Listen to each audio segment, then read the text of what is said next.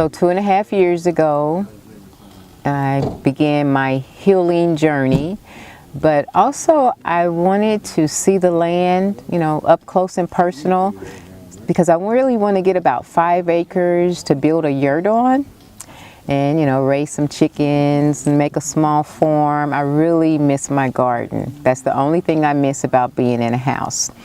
But I realized, what do I really know about the country? Because all I've ever done is flown over it. So I take the back roads, and I've seen a lot of the land. I've been back and forth across the country like 3 times now.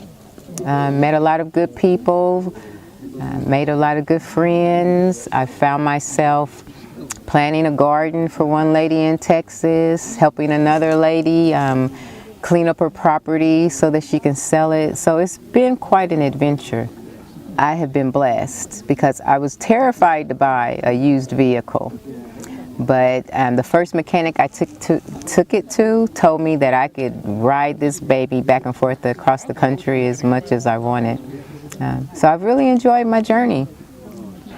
As a single woman out on the road, I really haven't, well, some people would say I had a major problem, but I'm rather fearless. But I did have an incident where someone followed me to another location, uninvited, and actually stalked me for a little bit. I believe that's ended. I'm still cautious, and I look out for that. But other than that, I really haven't had any problems. I haven't had any problems even when I'm urban stealth camping in the city. My windows have been knocked on once, but the funny thing is, where I was parked, and I believe it was at a Walmart, the security guard actually pulled in next to me, and I was about to go to bed. I thought it would actually be more conspicuous if I suddenly started up the car and pulled off. So I just went to bed. About 2 hours later, he knocked on my window and he said, "Hey, you can't stay here." And I said, "Well, I'm really tired. Can I get like an hour's nap?" He said, "You were here when I came to work." I said, "I know. I saw you pull in. That's why I didn't pull out." And he said, "Well, I tell you what, you can just go over to the next parking lot. No one is over there in security." So I just did that, and that was not really a problem. And it really wasn't that much of an inconvenience. I just drove over to the next parking lot and climbed back into bed. One of the things I've experienced, though, living in the desert for 2 winters now, is the nights are really cold. The only heat source that I actually use is turning on my car heater.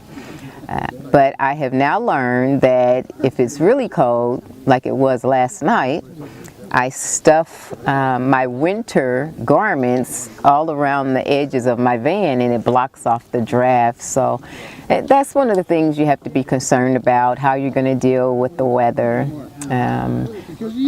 Cooking hasn't been a problem. I have a wonderful little system. I love to cook over open flame. So that's what I do. I don't eat meat, so I don't have to worry about having a refrigerator. I don't have any perishables with me. But just study. It's like anything else. If you want to do it, the best thing to do is research. I did.